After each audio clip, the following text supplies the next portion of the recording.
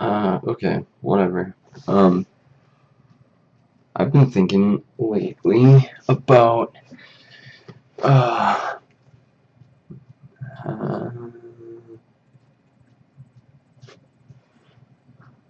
it's gonna work, maybe.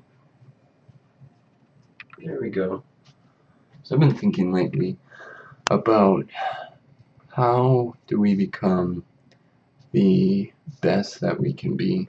How do we become really awesome, the best at whatever we want to do? How do we become the best of the best?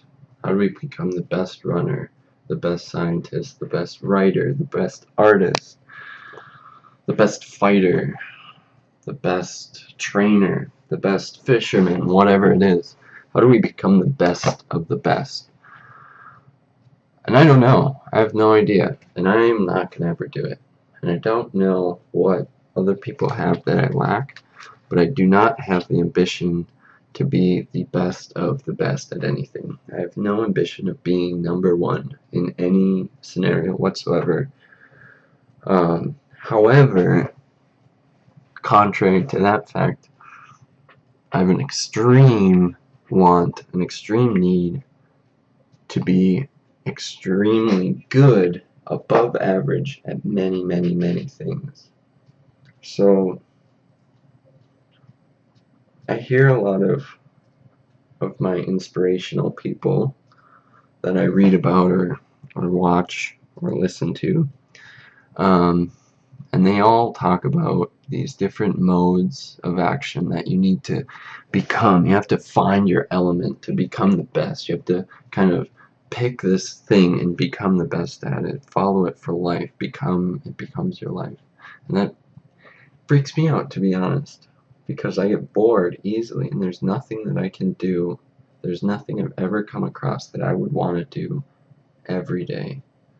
There's nothing I've come across that would want to do every week.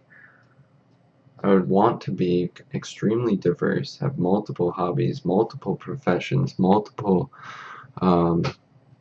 talents that I can utilize at various time points whenever I see fit, whenever I want to. So how do I do that? Well, that's much easier, because what happens when we stop, when someone who wants to be the best, when they want to succeed, stops succeeding? Why do they do that? It's because they lose focus, they lose interest. It's the exact same when you're going to college and you just don't want to study anymore. You're just so bored. And the only way you can do this is you have to reaffirm yourself. This is going to be something good in the long run. This is going to be great in the long run.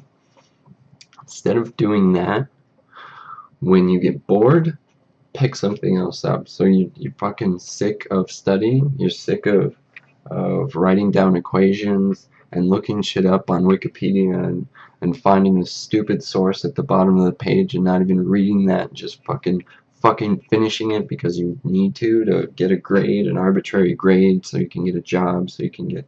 Anyway, fuck all that. Instead of doing that, pick up a pen and start writing poetry. Pick up a pencil and start sketching. Or pick up a book and start reading something else. Your brain doesn't really get tired completely. What it does is it thinks that it's going to keep doing this, so it gets tired in the sense that it thinks that it's going to keep doing this studying. It's going to keep this repetition up over and over and over and over and over and over forever. So it gets tired, wants to go to bed. All the concentration, all the momentum, all the motivation, all the inspiration that you had when you were studying is now gone. So how do you get that back? Well, you can try. You can go look at inspirational videos to finish college, and you can read up on how Steve Jobs, oh fuck, he dropped out. Whatever. So the thing is, and there's a great quote that I like, which I found in the most ridiculous place of all of the internet, but this quote has stuck with me forever. It's called, it's the statement, specialization is for insects. So think about that. Insects are specialized. They become the best at their thing. They're evolutionary, specific for one trait. So the beetle is specialized in this armor. It can't be easily overrun by other insects. It's the dominant insect in the insect world. It's not going to get eaten by things because it's got this hard shell. Spiders, they build webs. They catch shit in the webs. That's what they're designed to do. They specialize in this. And I mean, I think you're probably intelligent enough to understand the phrase specialization is for insects. So we're humans, though. We have this gigantic brain capable of learning all kinds of things, capable of learning all kinds of different things, and capable of learning them all fairly well. And the more I think about the people who truly, really inspire me are the people who didn't specialize. It's not the person who becomes fascinated with one thing and totally dominates it. It's not athletes because they become good at one thing and one purpose rules their life to become the best at running or fighting or lifting weights or jumping. And that's garbage to me. You're an insect at that point. You are using one part of this body and you are specializing in only one part of this body. The people who fascinate me and inspire me and motivate me to become a human, to be a human, are the people who, with widespread knowledge, mastered many, many things. So you have Thomas Edison, who was a master electrician, but all science and all politics interested in him, philosophy interested him.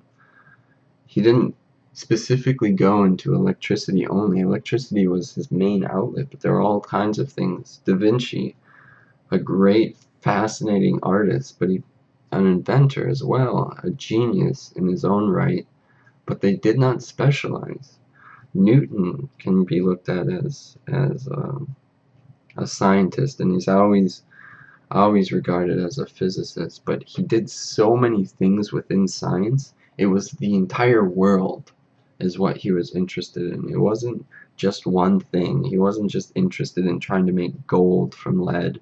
He was interested in what is light, what is matter, what is gravity, what are the planets, what are the stars, what am I doing here, where is here, what is here. He asked all these questions, and he had to diversify his knowledge in all types of things, all of the sciences, in order to answer those, in order to understand the universe and the world. And recently I became fascinated with con artists, because con artists are the exact opposite of specialization. They have to take on so many different roles and perform them perfect in order to con people. They have to become somebody else multiple times in order to con people. There's a story of some young teenager, 16, 17, 18 years old, who had stolen multiple cars in his life and ended up getting caught after stealing, like, after his third airplane or second airplane.